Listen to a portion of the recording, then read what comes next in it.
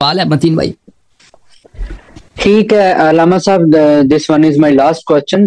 جو سیدہ فاطمہ زہرا کے دروازے کی جلانے کی روایات آئی ہیں کتاب میں، کیا آپ مجھے بتائیں گے کہ سلیم بن قیس ہلالی کی جو کتاب ہے اس سے پہلے کسی کتاب میں یہ واقعہ پیش کسی راوی نے روایت کی ہے؟ جو سلیم بن قیس ہلالی کی کتاب ہے اس سلیم بن قیس عالم اسلام میں قرآن کے بعد سب سے پرانا کتاب ہے، ٹھیک ہے نا. سب سے پرانا کتاب جو ہے کتاب سلیم ہے، کیونکہ سلیم امیر المؤمنین علیہ السلام کے صحابی تھے اور رسول اللہ صلی اللہ علیہ وسلم کے وفات کے فوراً بعد وہ مدینہ آئے تھے اور انہوں نے اس زمانے میں کتاب لکھنا شروع کیا تھا، جب اس زمانے میں یعنی بہت پرانا زمانہ. تو لیکن سلیم کے علاوہ دوسرے ذرائع سے، یعنی بعض لوگوں نے سلیم سے نقل کیا نا، سلیم کی جو روایت ہے وہ مشہور ہے، معروف ہے، اس کی اپنی کتاب میں موجود ہے، اور جن لوگوں نے سلیم سے روایت کی ہے وہ موجود. لیکن دوسری کتابوں میں جو سلیم کے بغیر سلیم کے طریق سے ہے ہی نہیں، ٹھیک ہے نا، تو وہ بہت سارے کتب میں موجود ہیں. وہ میں نے یہاں پہ تقریر کی تھی نا، وہ کہ ایام فاطمیہ میں کہ حضرت زہرا سلام اللہ علیہا کی شہادت کے. لیکن علامہ صاحب اصل روایت تو وہیں سے آئی ہے نا. ابان بن ابی یاش ایک راوی ہے، وہیں سے ساری روایتیں کتابوں میں گئی ہے. راوی ہے نا، وہ ایک راوی ہے، اس کے علاوہ دوسرے روات نے روایت کی ہے. امام جعفر صادق علیہ السلام نے روایت کی ہے. میں آپ کو بتا دیتا ہوں. امام جعفر صادق سے کیا روایت ہے، مجھے دکھائیں گے؟ بہت سارے روایات ہیں.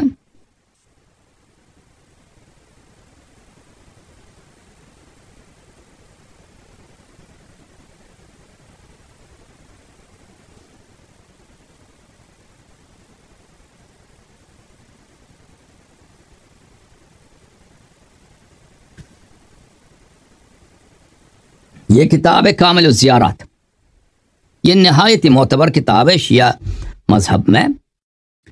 ابن قولوی نے لکھی ہے، ان کی وفات ہے سنہ 368 میں. وہاں اس کتاب میں باب 108 میں حدیث نمبر ہے 12، صفحہ نمبر ہے 547، یہاں پہ شروع ہوتی ہے حدیث نمبر 12 صفحے کے آخر میں، ٹھیک ہے نا. یہاں پر اللہ جب حضرت امام جعفر صادق علیہ السلام کی حدیث ہے کہ جب رسول اللہ صلی اللہ علیہ وسلم آسمان میں گئے تھے معراج کے لیے تو اللہ تعالیٰ سے ان سے مخاطبہ ہوا تھا. اللہ تعالیٰ نے کہا تھا کہ میں 3 چیزوں میں تیرا امتحان لوں گا یا حبیب صلی اللہ علیہ وسلم، تاکہ تیرے صبر کا امتحان لوں گا. رسول اللہ صلی اللہ علیہ وسلم نے فرمایا کہ میں تیرے امر کے سامنے، تیرے حکم کے سامنے تسلیم ہوں میں میرے رب، اور میں تیرے سے قوت مانگتا ہوں اور تیرے سے مدد مانگتا ہوں صبر کرنے کی. تو اللہ کی جانب سے آیا کہ پھر رسول صلی اللہ علیہ وسلم نے دریافت کیا کہ وہ 3 باتیں کون سی ہیں جن سے میرا امتحان لوگے. تو فرمایا کہ پہلا جو ہے بھوک، اور یہ کہ آپ کے پاس جو پیسے آئیں گے، جو مال آئے گا، جو طعام آئے گا، وہ دوسرے فقراء میں آپ تقسیم کریں گے. یہ خود آپ محتاج ہوں گے، اہل خانہ آپ کے محتاج بھوکے ہوں گے، لیکن آپ کو اپنے پیٹ سے کاٹ کر اپنے گھر والوں کے پیٹ سے، اہل بیت کے پیٹ سے کاٹ کر دوسروں کو دینا ہوگا. رسول صلی اللہ علیہ وسلم نے عرض کیا یا رب ورضیت وسلمت ومنک التوفیق والصبر، میں راضی ہوں، میں نے مان لیا ہے اور تجھ سے میں صبر کروں گا اور تجھ سے توفیق مانگتا ہوں.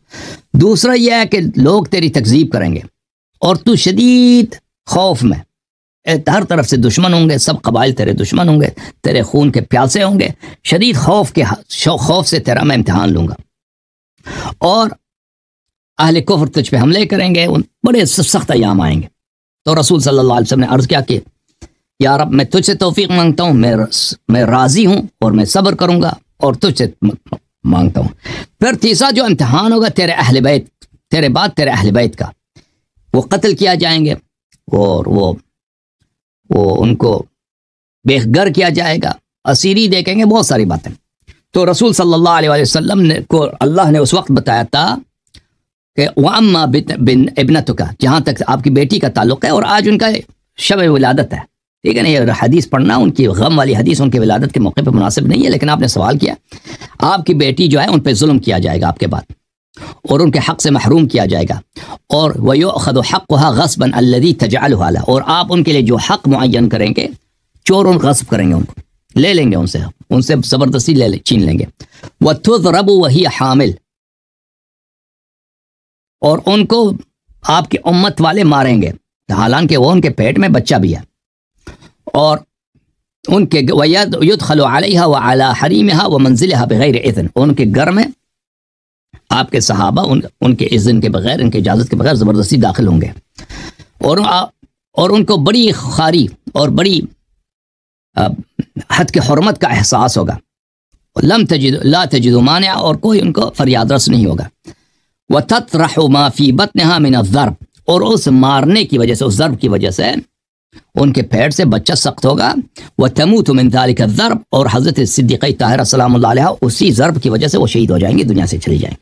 ٹھیک ہے نا. یہ حدیث قدسی میں اللہ نے شب معراج رسول اللہ صلی اللہ علیہ وسلم کو بتایا تھا. اس کے راوی کون ہے؟ اس کے راوی امام جعفر صادق علیہ السلام ہے, اور اس کا سلیم سے کوئی تعلق ہی نہیں ہے. اس کے علاوہ بھی مزید بہت سارے روایات ہیں. اوکے جناب, متین صاحب سمجھ آئیے.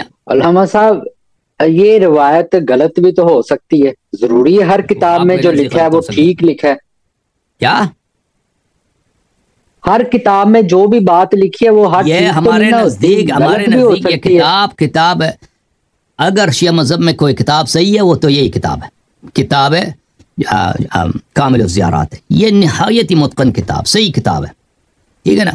یہاں اس حد تک کہ یہاں اس کے سند میں اگر کوئی راوی کا ذکر بھی ہو تو کیونکہ اس کتاب میں مذکور ہے اس کی وجہ سے اس کی تعدیل ہوتی ہے. ہمارے ہاں اس کو تعدیل کہا جائے گا کیونکہ اس کی روایت جو کہتے ہیں کامل الزیارات میں. ٹھیک ہے نا. ایسی بات نہیں. کوئی بھی راوی آئے گا اس تو یہ جو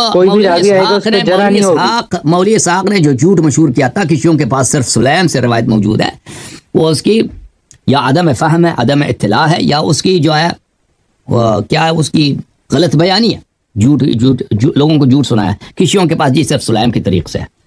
سلیم کے طریق کے علاوہ بہت سارے طرق موجود ہیں. یہ ایک طریق ہے, اس کے علاوہ بھی بہت سارے طرق ہیں. ٹھیک ہے نا بھائی جی. ٹھیک ہے علامہ صاحب, بہت بہت شکریہ.